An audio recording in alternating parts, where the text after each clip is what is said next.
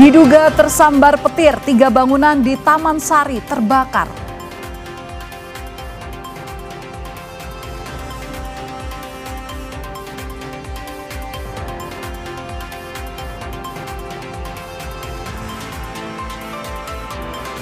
Hujan deras yang terjadi di Jakarta memicu kemacetan panjang di Jalan Antasari dan TB Simatupang pada Rabu malam.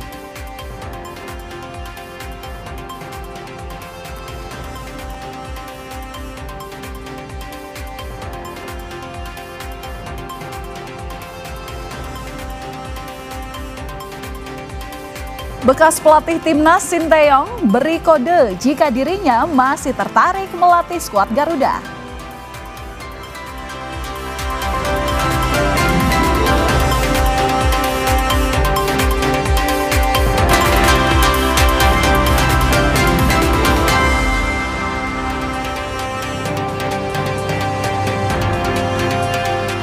Halo saudara, selamat malam, selamat datang di Kompas Malam. Selain 3 berita utama tadi, kami juga memiliki sejumlah informasi lainnya yang menarik dan patut Anda simak. Hari ini bersama saya, Valentina Sitorus. Langsung saja kita ke informasi yang pertama, saudara.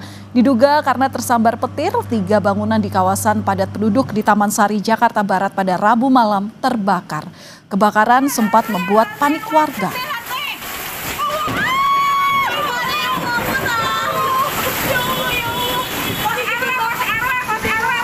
Kebakaran terjadi saat kawasan ini dilanda hujan deras. 3 bangunan yang terbakar yakni rumah warga, rumah makan, serta tempat usaha laundry. Diduga kebakaran ini dipicu rumah kosong yang tersambar petir dan api kemudian membesar serta merambat ke bangunan di sampingnya. 10 mobil pemadam kebakaran dikerahkan untuk memadamkan api. Tidak ada korban jiwa dalam kejadian ini.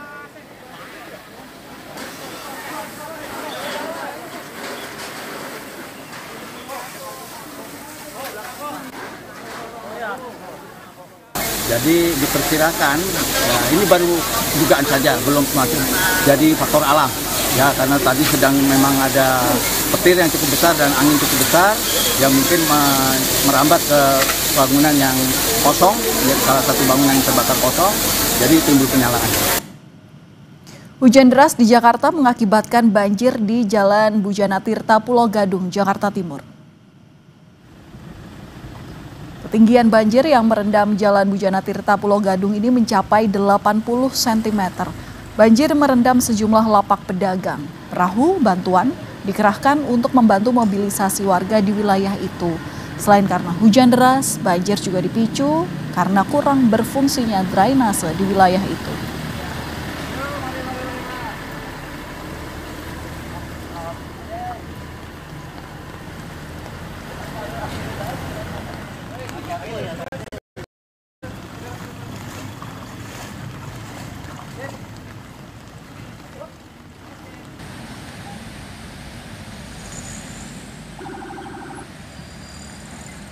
Imbas hujan deras yang melanda Jakarta, kemacetan panjang terjadi di akses keluar non Jalan Tol Antasari. Kendaraan yang keluar dari jalan layang non tol antri panjang untuk menuju Jalan Arteri Antasari. Kemacetan juga terjadi di Jalan TB Simatupang dari arah Ragunan menuju Fatmawati.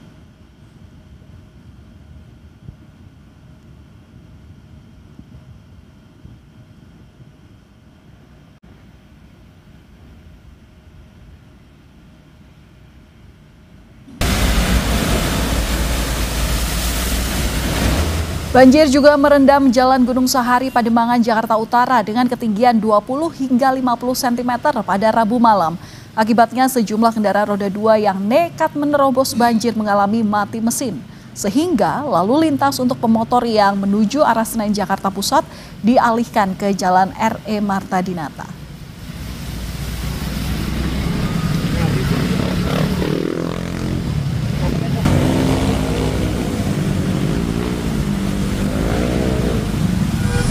Hujan masih terjadi di beberapa titik di Jakarta dan memicu banjir. Informasi selengkapnya akan kita tanyakan dengan jurnalis Kompas TV Abel Insani bersama dengan juru kamera Andika Ahadiat di Senayan, Jakarta, serta ada Stefanus Wangge di Pulau Gadung, Jakarta Timur. Selamat malam teman-teman, saya ke Abel terlebih dahulu.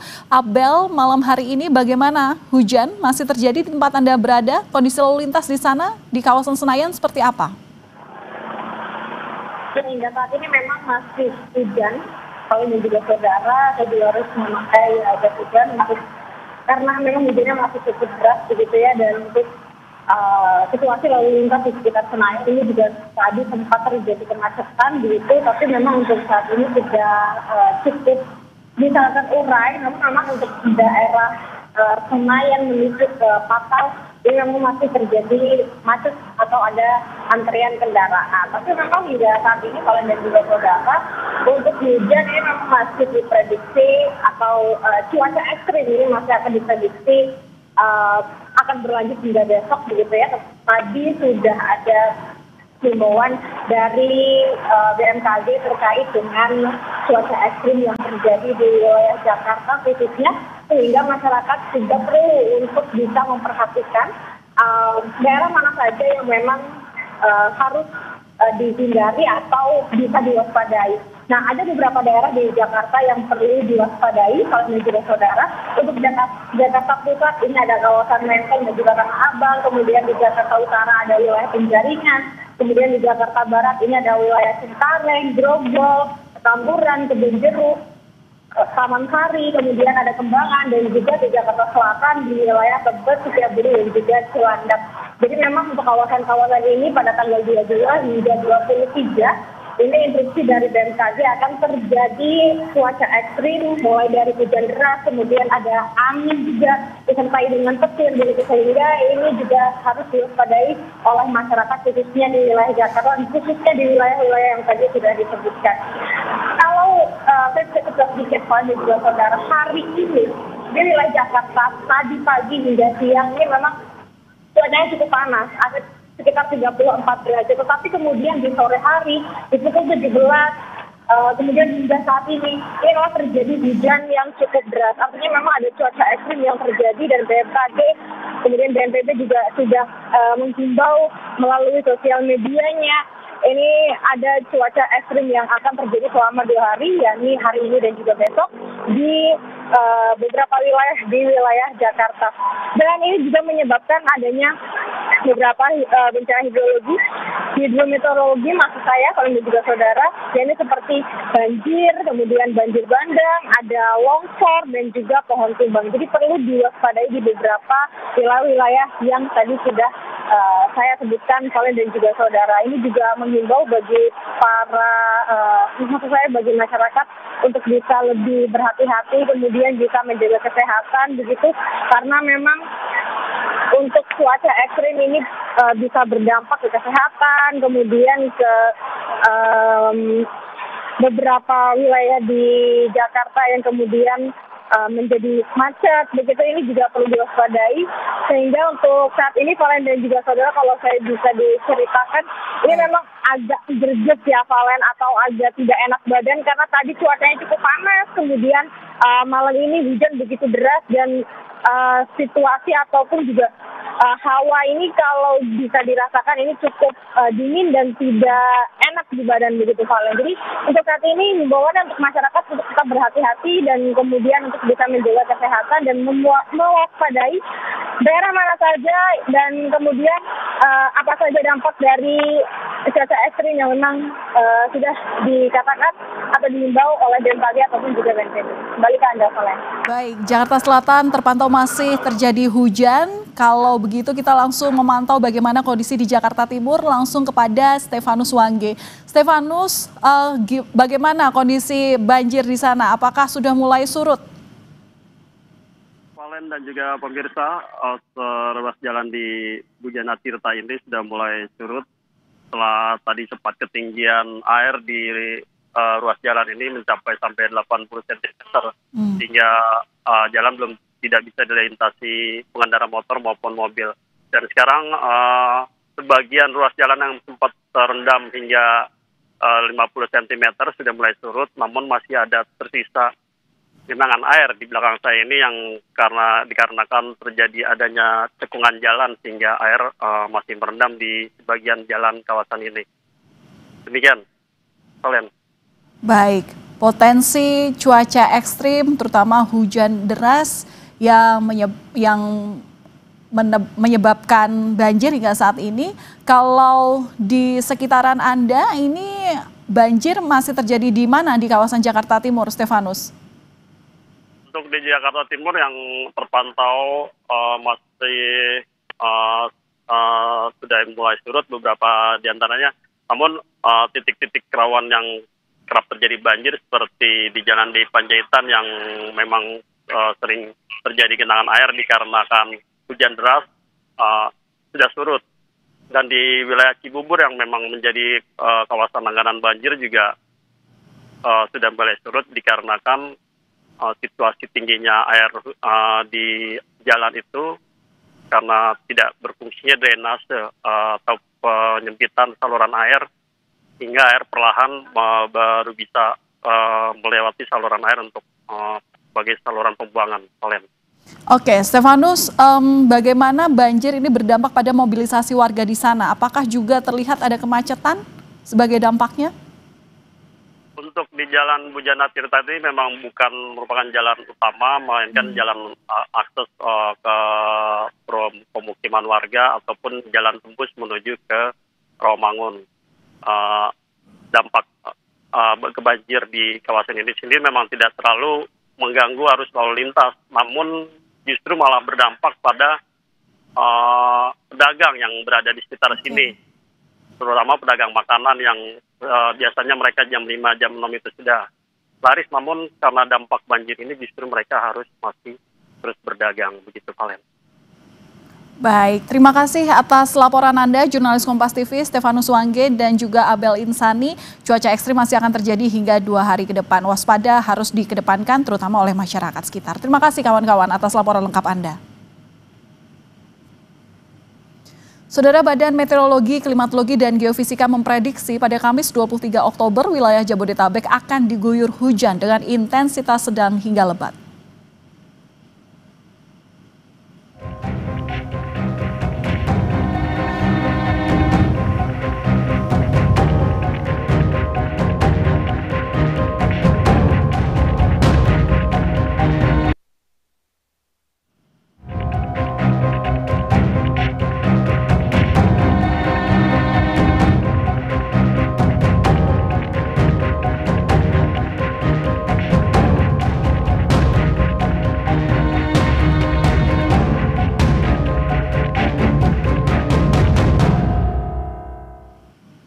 Saudara, di tengah upaya mengatasi laju pemanasan global, emisi karbon dioksida justru meningkat bahkan mencapai rekor tertinggi dalam beberapa tahun terakhir.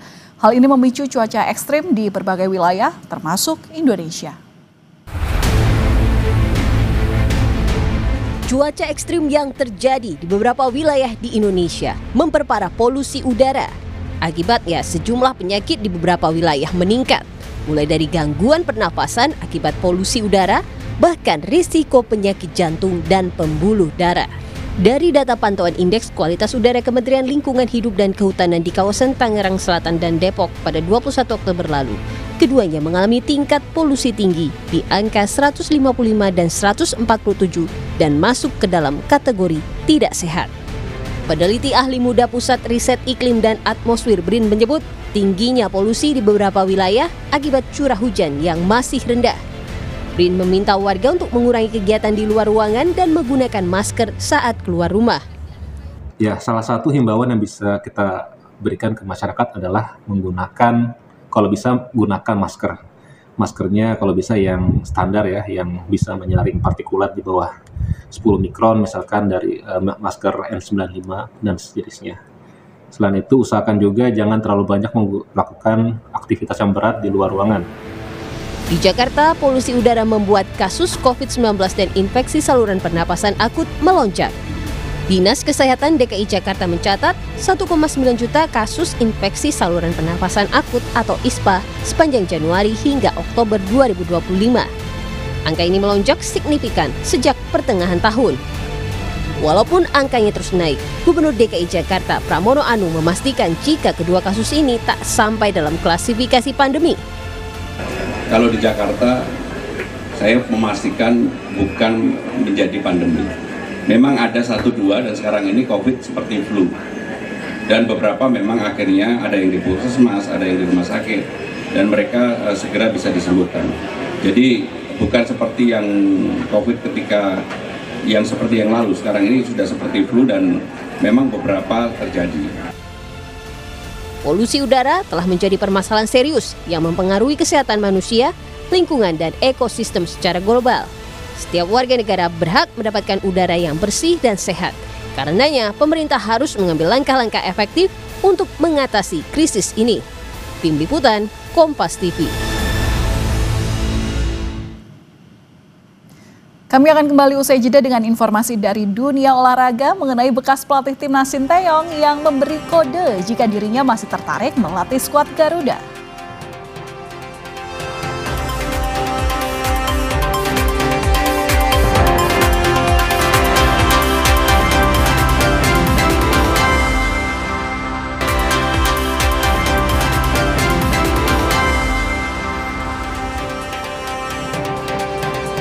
PSSI belum juga menunjuk siapa pengganti Kluivert untuk menangani timnas Indonesia. Bekas pelatih timnas Sinteyong justru malah memberi kode jika dirinya masih tertarik melatih skuad Garuda. PSSI enggan tergesa-gesa dalam menunjuk pelatih timnas usai kegagalan Kluivert membawa skuad Garuda lolos ke Piala Dunia 2026. Kendati banyak desakan agar pengganti Kluivert segera diumumkan, namun Ketua Umum PSSI Erick Thohir masih bungkam. Bursa pelatih timnas Indonesia hingga kini menjadi magnet karena memunculkan rumor-rumor sosok yang digadang-gadang potensial menakodai Jai Izes dan kawan-kawan. Salah satu nama yang masih menggema untuk menggantikan Kluivert adalah Shin Tae-yong.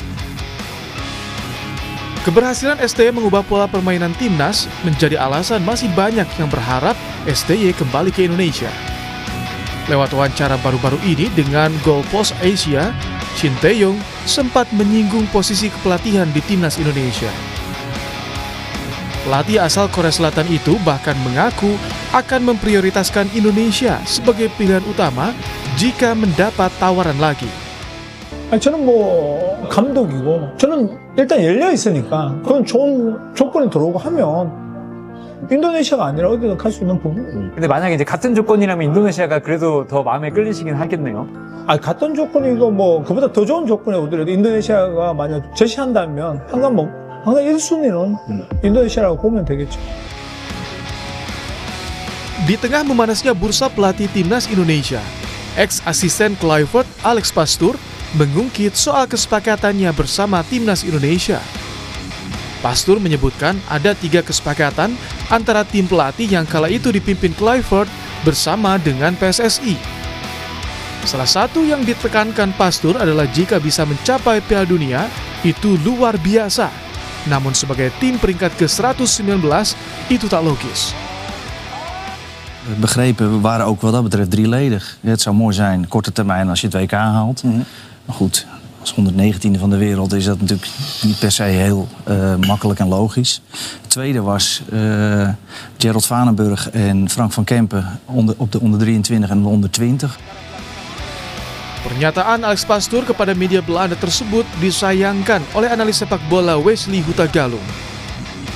Wesley khawatir pernyataan Pastoor tersebut semakin membuat pendukung timnas antipati terhadap pelatih asal Belanda. Itu dia Mas Ibrahim, saya sangat menyayangkan ada narasi seperti itu yang notabene akan menimbulkan antipati dari publik sepak bola Indonesia bahwa pelatih Belanda seperti itu karakternya setelah tidak bekerja bersama kita, kemudian mereka menceritakan hal-hal yang tidak baik, istilahnya memutus mimpi itu dengan merendahkan posisi kita sebagai peringkat 119. Padahal publik juga mengatakan kalau kalian pelatih Belanda memainkan formasi seperti ini ketika menghadap Arab Saudi ya wajar kami gagal karena kita ada di fase yang tinggal selangkah lagi kan istilahnya. Kalau kita bisa dapat 6 poin atas Arab Saudi, atas Irak, kita lolos Piala Dunia bersama pelatih Belanda kan. Di tengah panasnya bursa pelatih timnas dan munculnya rumor kandidat, kini publik menunggu bagaimana keputusan PSSI memilih pengganti Patrick Kluivert. Masih ada beberapa pekan lagi menuju FIFA Matchday. Diharapkan PSSI mampu menunjuk pelatih timnas yang berkualitas dan mampu mengangkat prestasi sepak bola Indonesia. Saudara, bursa pelatih timnas Indonesia belum menemui titik terang apakah kode dari Shin Tae-yong akan semakin mendekatkan PSSI dengan pelatih asal Korea Selatan tersebut. Kita bahas malam hari ini bersama analis sepak bola Haris Pardede. Selamat malam Bung Harpa, apa kabar? Selamat malam juga, baik sekali Mbak Valen dan juga pemirsa Kompas TV. Baik, terima kasih sudah menyempatkan waktunya bersama kami di Kompas Malam. Bung Harpa, ini pernyataan STY itu bilang bahwa hati saya tetap condong ke Indonesia. Nah, apakah pernyataan ini bisa jadi pintu masuk rekonsiliasi PSSI dan STY?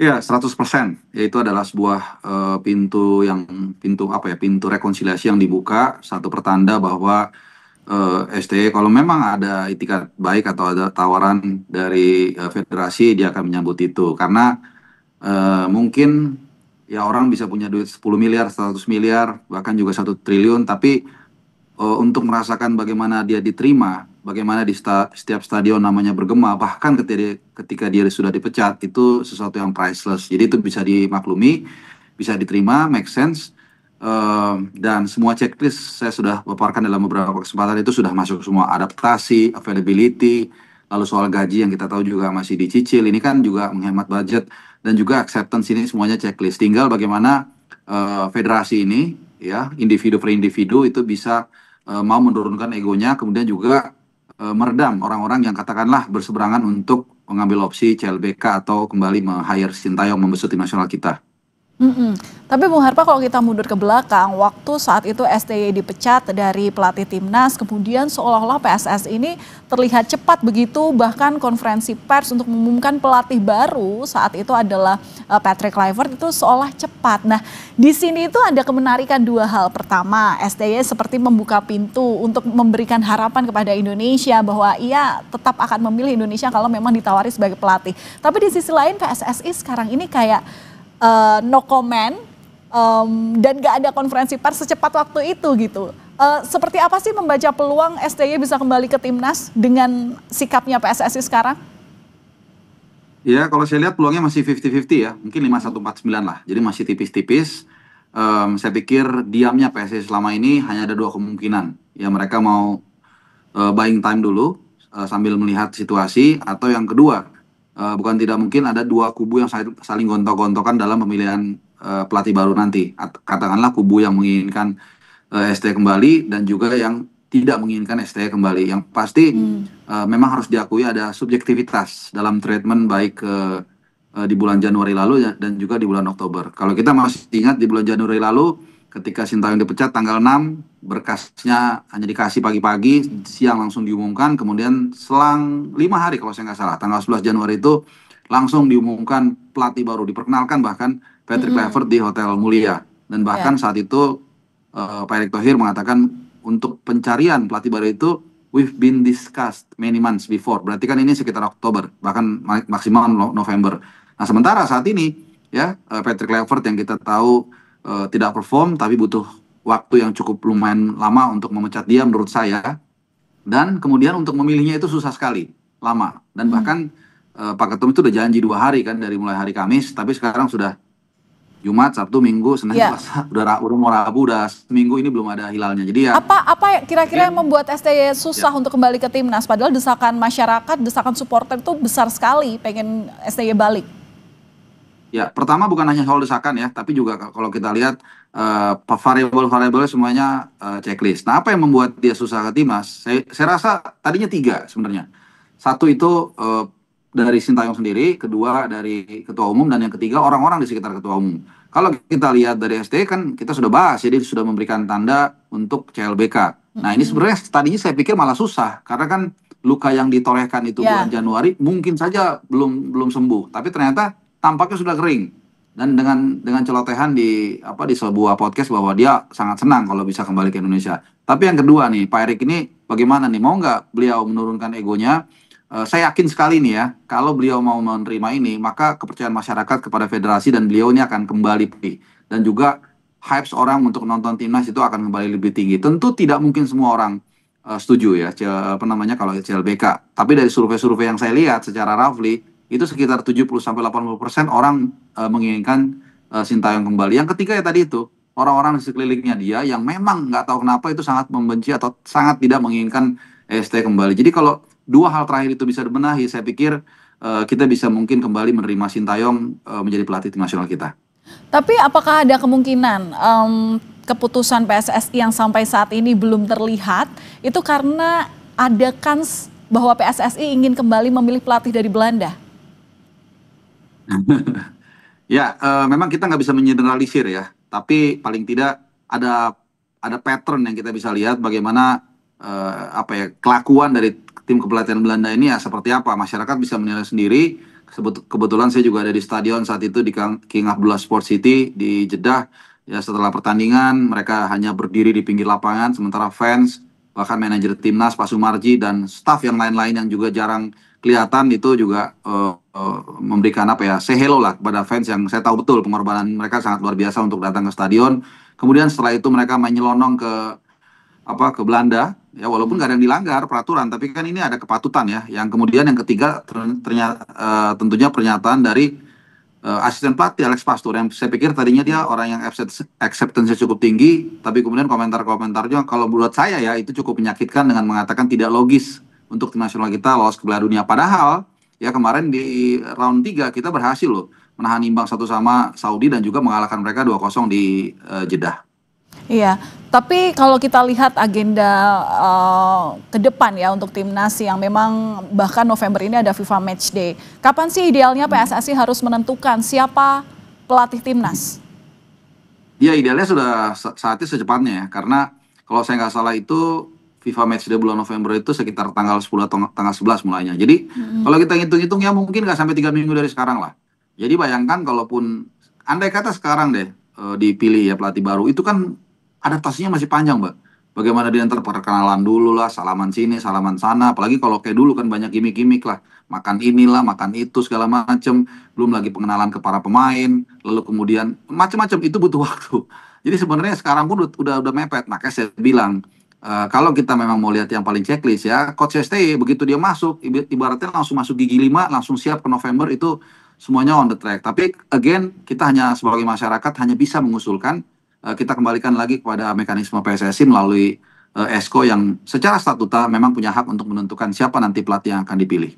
Ya, bola panas karena ada di PSSI. Masanya penjelasan itu penting bukan hanya soal pergantian pemain, tapi juga untuk menunjukkan transparansi keputusan yang nanti akan diambil federasi. Ya. Baik, terima kasih atas analisis Anda, Bung Haris Pardede, dan terima kasih sudah bergabung bersama kami di Kompas Malam Kompas TV. Salam olahraga, salam sehat selalu. Salam olahraga.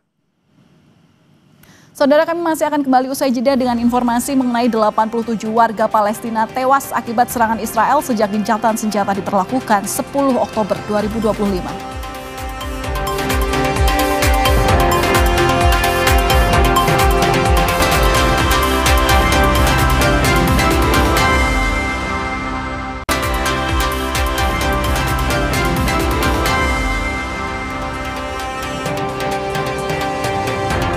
Informasi mancanegara akan kami hadirkan pada segmen ini di Kompas Malam. Saudara, sebanyak 87 warga Palestina tewas akibat serangan Israel sejak gencatan senjata diperlakukan pada 10 Oktober 2025. Israel terus menyerang Gaza di masa gencatan senjata. Dalam 24 jam terakhir, sedikitnya ada 13 warga Palestina tewas akibat serangan Israel ini. Berdasarkan data Otoritas Kesehatan Gaza, total ada 87 warga Palestina tewas akibat serangan Israel selama gencatan senjata yang dimulai pada 10 Oktober 2025. Hamas menuding Israel melanggar gencatan senjata. Sementara, Perdana Menteri Israel Benjamin Netanyahu mengaku menjatuhkan 153 ton bom di Gaza yang memicu kecaman internasional. Truk pengangkut bantuan memasuki jalur Gaza melalui perlintasan Karem Shalom pada Selasa waktu setempat. Menurut kantor media pemerintah di Gaza, hanya 986 truk bantuan yang masuk Gaza sejak gencatan senjata pada 10 Oktober lalu. Dengan demikian, rata-rata ada 89 truk yang masuk per harinya. Jumlah ini jauh di bawah kesepakatan gencatan senjata, yakni 600 truk per hari.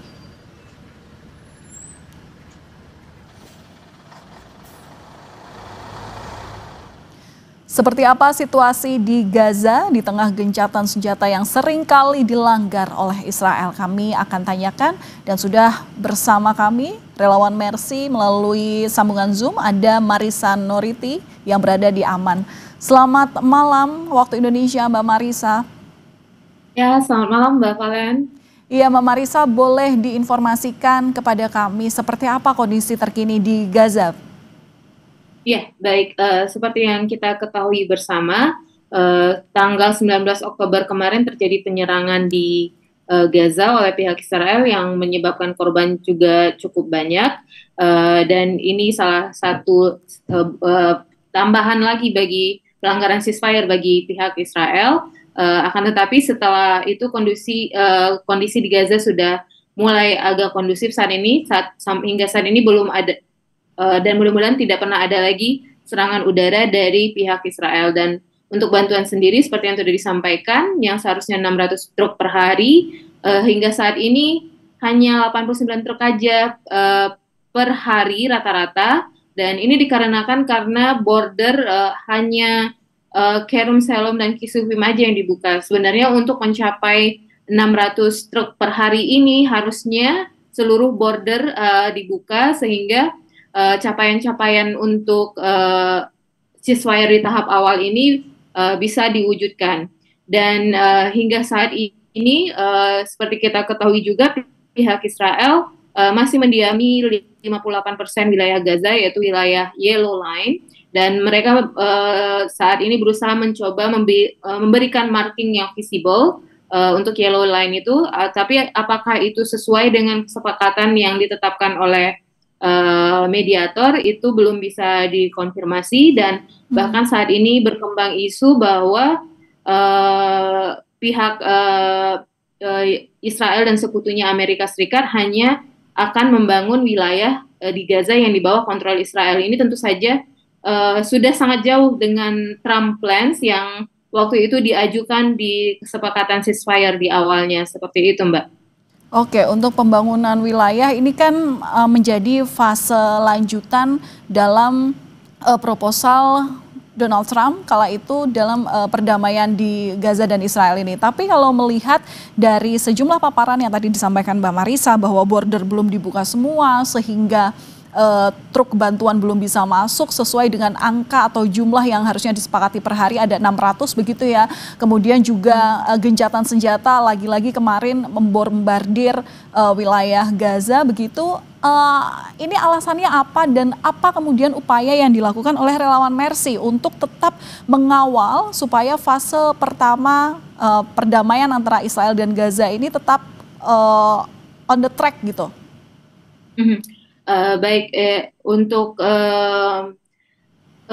kejadian pelanggaran ceasefire ini memang bukan di wilayah kami sebagai NGO. Kami relawan Mercy hanya berusaha memberikan bantuan medis sesuai dengan kapasitas kami terkait netralitas di lapangan. Kami tidak masuk ke politik antara Israel dan pejuang saat ini. Kami hanya mengamati fakta di lapangan dan terus berusaha untuk membuka akses supaya kami bisa terus memberikan bantuan medis ke Gaza dengan mengirimkan tim medis. Dan kami juga berharap bahwa yang saat ini wilayah Indonesia Hospital, Rumah Sakit Indonesia di Beit Lahia Gaza Utara yang masih di wilayah Yellow Line, kami sangat berharap bahwa ceasefire ini akan segera bergeser ke titik berikutnya, Israel mundur dari wilayah Gaza lebih jauh lagi sehingga kami bisa masuk ke wilayah utara Indonesia Hospital dan mengaktifkan rumah sakit kembali, karena kami mendengar bahwa dari pihak Kementerian Kesehatan dan kita juga sudah berkoordinasi dengan WHO bahwa Mercy dalam upaya untuk mendukung kemanusiaan di Palestina, kegiatan kemanusiaan di Palestina, kami berkomitmen untuk membangun kembali Rumah Sakit Indonesia, dan telah disepakati juga dengan Kementerian Kesehatan bahwa Rumah Sakit Indonesia di wilayah utara, jika ceasefire ini benar-benar terwujud nanti akan dikembangkan menjadi kompleks terbesar, kompleks medical kompleks terbesar di Gaza Utara yang mempunyai layanan terlengkap, dan Mercy akan bekerja sama dengan Kementerian Kesehatan dan WHO untuk mewujudkan visi ini sebagai bentuk solidaritas kita kepada warga Gaza. Seperti itu, Mbak Valen. Oke, Mbak Marisa, ini kan kemarin juga Israel kembali menyerang Gaza begitu ya, dan jumlah korban kini kembali bertambah. Seperti apa untuk penanganan pengobatan di sana, dan seperti apa bantuan atau kebutuhan medis yang saat ini memang dibutuhkan? Ya, untuk saat ini kebutuhan medis ya terkait karena jumlah truk yang masuk sangat terbatas, bahkan ini juga berdampak ke obat-obatan dan suplai medis lainnya yang dibutuhkan di dalam Gaza. Dan untuk rumah sakit mulai meningkatkan fungsinya, walaupun masih sangat terbatas juga, belum fully function, partially function, seperti di daerah Gaza Selatan yang saat ini sedang diusahakan, yaitu untuk mengaktifkan kembali European Gaza Hospital, namun itu pun masih terkendala karena banyak suplai medis yang belum bisa masuk ke Gaza. Dan penanganan pasien dilakukan dengan sangat-sangat terbatas, Mbak Valen, dengan support tenaga medis internasional yang terus berusaha memasuki Gaza dan bekerja sama dengan tenaga medis lokal, kita saling membantu untuk penanganan pasien di sana. Namun lebih dari itu, permasalahan utama di sini adalah kedua belah pihak, baik itu dari pihak pejuang ataupun dari pihak Israel, ada baiknya untuk segera mewujudkan kesepakatan yang telah ditetapkan sebelumnya, sehingga akses kemanusiaan, bantuan yang lainnya bisa masuk ke Gaza, seperti itu. Baik, terima kasih atas informasi yang disampaikan kepada kami, Marisa Noriti, relawan Mercy yang saat ini berada di Amman. Terima kasih. Saudara, kami akan kembali usai jeda dengan informasi mengenai 110 warga negara Indonesia di Kamboja diduga terlibat kericuhan saat berupaya melarikan diri dari perusahaan penipuan daring yang menyekap mereka. 97 diantaranya berhasil kabur.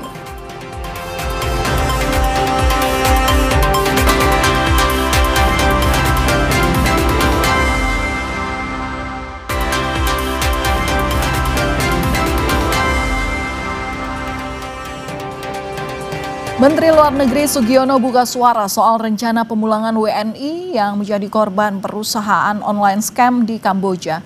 Menurutnya, pemulangan disesuaikan dengan kebutuhan.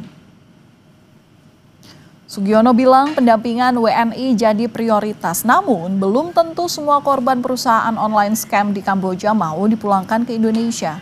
Menurut Sugiono, banyak WNI tetap memilih berada di Kamboja dengan alasannya masing-masing.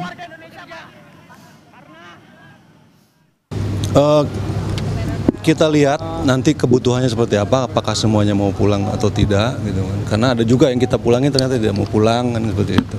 Kita lihat aja terus nanti, monitor. Masing-masing punya alasan.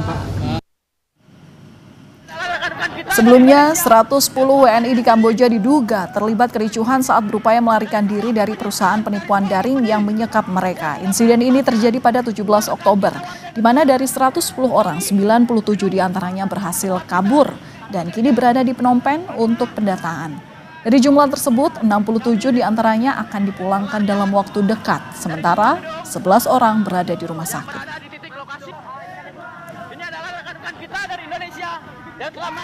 Menindaklanjuti instruksi Presiden Prabowo Subianto soal rencana Indonesia yang akan memproduksi mobil karya anak bangsa atau mobil nasional, Menteri Sekretaris Negara Prasetyo Hadi menyebut hal itu tengah dalam pembahasan. Dalam konferensi pers di Istana Kepresidenan Jakarta pada Rabu siang, Prasetyo bilang pemerintah akan mematangkan rencana tersebut dalam rapat yang digelar pada Rabu sore. Ia juga berharap rencana Indonesia memiliki mobil nasional bisa segera terwujud. Pak Agus Biong bilang Iya, sore ini kebetulan kami ada jadwal rapat untuk membahas, salah satunya membahas hal tersebut. Nanti kami update kalau sudah selesai. Sedang persiapan, mohon doanya aja. Kita harus tetapkan dulu cita-cita dan target bahwa kita harus bisa dan mampu memproduksi mobil buatan anak bangsa sendiri. Tapi pasti masuk PSM. Ya, nanti kita lihat. Rasa-rasanya masuk PSM. Oke. Sebelumnya, dalam sidang Kabinet Paripurna 20 Oktober 2025 lalu, Presiden Prabowo menyampaikan agar Indonesia memiliki mobil nasional. Presiden Prabowo Subianto menargetkan Indonesia mampu memproduksi mobil dalam negeri dalam 3 tahun mendatang. Akan punya mobil buatan Indonesia dalam 3 tahun yang akan datang. Saya sudah alokasi dana. Sudah kita siapkan lahan untuk pabrik-pabriknya. Sedang bekerja sekarang, tim. Kita sudah menghasilkan Jeep buatan Indonesia. Kami akan kembali usai jeda. Informasi mengenai sebuah mobil listrik menyelonong masuk lobi hotel setelah menabrak pintu kaca. Dan saat kejadian, lobi penuh orang yang sedang makan siang.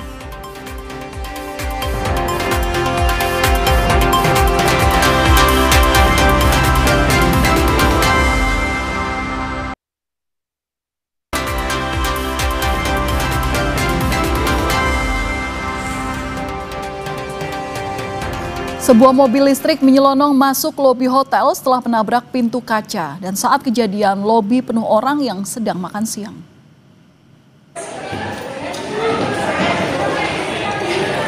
Mobilnya masuk, guys. Inilah potongan video sesaat setelah mobil listrik nyelonong masuk hotel. Ada kepulan asap keluar dari mobil ini. Insiden ini terjadi di Hotel Cokro yang berada di Jalan Pemuda, Klaten, Jawa Tengah. Menurut keterangan pegawai hotel, mobil awalnya parkir di depan hotel diduga karena supir tidak terbiasa mengendarai mobil listrik. Mobil pun nyelonong untuk masuk ke lobi hotel sejauh 5 meter dan mengagetkan pengunjung hotel yang tengah makan siang. Tidak ada korban jiwa dari insiden ini.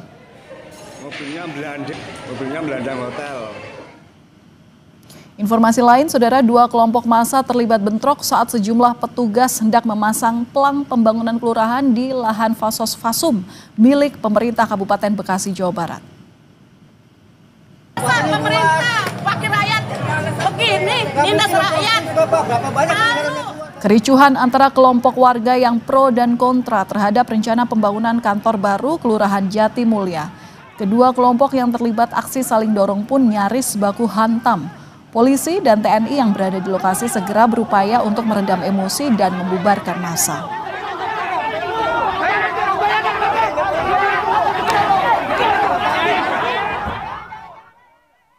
Nah, sebenarnya kalau di lapangan mah kan bicara kendala nggak ada kendala.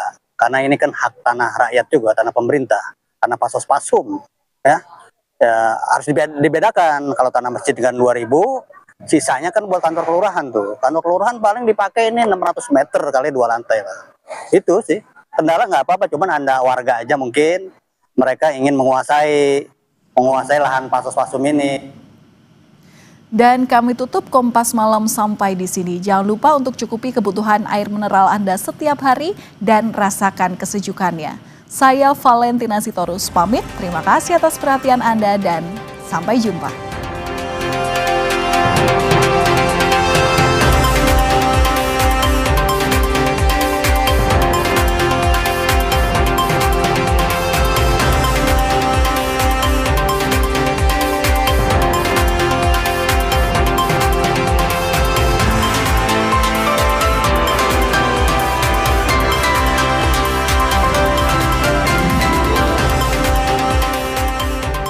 Terima kasih Anda telah menyaksikan Kompas Malam. Didukung oleh